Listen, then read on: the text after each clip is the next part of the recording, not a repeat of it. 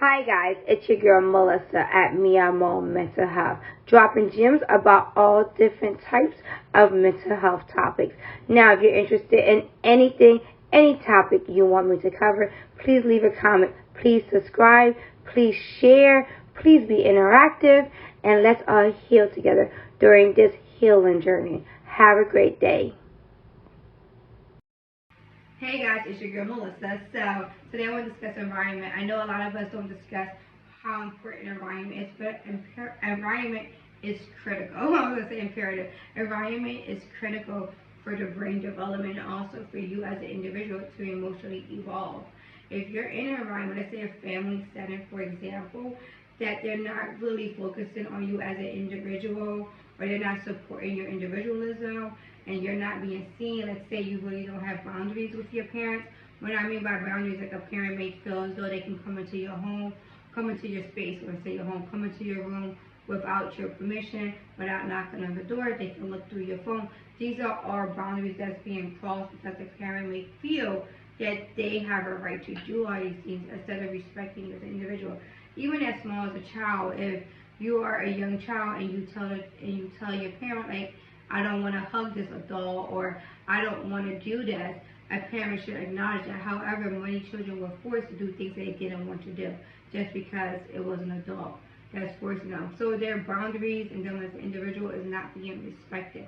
When this is happening to a child, things are set and they're already being molded, that their likes or what their wants are not even important, and they're being gaslighted at a young age. So let's say this child grows up and goes into, or let's say the child is still a young child and going to school, and let's say, for example, when they go to school, they're being bullied, or let's say they have to use the bathroom and it's not within scheduled time, then they're going to be afraid, or they're like, oh, I can't use the bathroom because my teacher said I can't use the bathroom. How many of us been conditioned that we all use the bathroom at the same time? And then if a child is not accepted within the social setting of that school group kids, then they're being targeted and being bullied, then the child may not know how to fend for themselves, or even if they could, because how many of us have heard, do not, engage, just tell the teacher. But what if the teacher fails to report, or fails to help the child? Or what if the children are not listening to the teacher? Then what is that child left to do? To go into a school setting every day and be bullied or harassed or talked about their looks, or about they're not as smart, or whatever thing that's happening. And this is long exposure, because more than likely when children are in school settings, they may start that school at a lower grade and be in that school for a very long time. If you're in a school setting where you're constantly being harassed and bullied and it's over a 2-month period, that is way too much exposure, and it is creating mental cognizance into the brain, because you better believe something is happening. And when we're talking about environment, it is critical that the child is developing in a healthy environment. If the child is not developing mentally, emotionally, physically in a healthy environment, the child, as they evolve, will start to show problems and symptoms with mental health, because they don't have the support, which makes sense. And if a child is home and a parent is taking care of all their physical needs, but their emotional and mental needs is being neglected, that child will also suffer problems, because they don't have the support. Support is everything, and environment is everything, because that is our support system. That is who helps us. That is who molds us. That is who conditions us. However, a lot of us have been impacted by our own support system without recognizing it as a threat. So you want to have an environment that's filled with love, that's filled with support. That's also when you know that I can set boundaries in a safe space.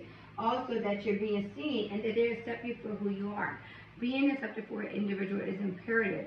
If you grew up, let's say this is all hypotheticals, but let's say you grew up in an environment that's mostly Christian based, and then as you age, you decide, I don't want to be Christian. Or let's say in a young age, you decide, hey, this doesn't sit well for me, and you start questioning things. They don't give you the option to question things. They don't give you the option to be an individual. They don't give you the option to go. They're just literally shutting down that you're wrong without really understanding you as an individual. Or if you're in a school setting that you're being harassed, you're being bullied, which no one should be in any environment that's that toxic. However, a parent may say, oh, dear, get over it, or move past it, or just ignore them. You can't ignore something that's being done. Whereas though, it's like their environment is not healthy for that child. And long exposure of their environment to the child will have mental problems as the child develops, because that is long exposure of being bullied and harassed. And then if the house, the child doesn't have the emotional and mental support, that's even longer exposure to the child mental health. So the child can never really evolve. And how many environments are we really putting children in? If something does not work, why won't you just transfer them instead of telling us to, oh, they gotta push through it? No. So I want to talk about how environment also is important. And I want to use this. Let's say you grew up in a loving, healthy environment, right? Let's just say that. But let's say, hypothetically, at home, right? You're being depleted emotionally, mentally. At home, right? Now let's say at school. For 10 months out the year, right? You're being emotionally and mentally abused by your peers, having no support. Then let's say your social setting, right? Whenever you go outside with your friends in that environment and you meet people, let's say they are making you feel uncomfortable for whatever reason. And then you're pretty much left with no one to go to. You're pretty much left empty. And your mental and emotion is completely being depleted. Who is pouring into the child? If your family is supposed to pour into you, that's your family, but yet they constantly are subtracted from you emotionally, mentally, even just not talking to you or not seeing you is enough to cause mental crisis. That's what people don't understand. Even not being seen can cause a problem. Being neglected, being abandoned has just as much effect as also being hit. I know I use the example as hit, but I'm just using different examples so y'all can follow. Or even if you're being physically abused in any way that the child feels as though it's physically abusive is a problem, because then the parent is using fear mechanism to control the child. So the child is constantly on edge if they do something or not knowing if they're going to get hit. If they do something at school, if they do something here, if they do something outside, they're going to suffer consequences, and they're being controlled in the home with fear. Well, fear is not the best emotion you want to give your child. You want your child to be open and talking to you, not constantly keep them in fear. Because now if something is happening in school, your child is going to be afraid to come home and talk about it. So who is the child talking to? Let's say they're being bullied in school, like as I had mentioned before, and the people in school is not good for them. And then, look, where is the child love coming in from? Where is the child support coming in from if everybody is literally extracting from the child? The child doesn't have no mental and emotional support because they don't know who to go to, who to turn to, and what is considered safe even may not be so safe.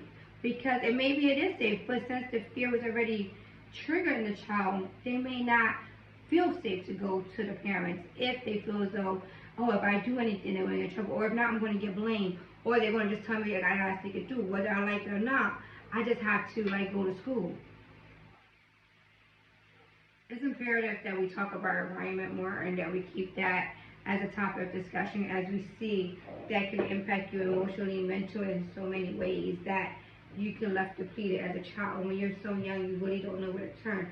And then that child will grow up to be a teenager and adult without having that as well, because we're not teaching kids about environment and healthy environments and what to look for. And sometimes their own home can be an unhealthy setting, and unfortunately, that can happen, and which makes it more challenging.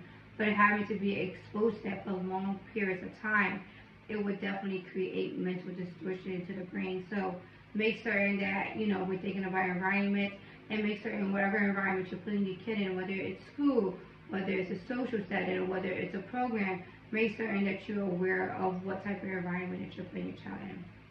I hope that gave you some insight into environment and how environment can create cognitive disorders if it's not a healthy environment for the child, mental and emotional support.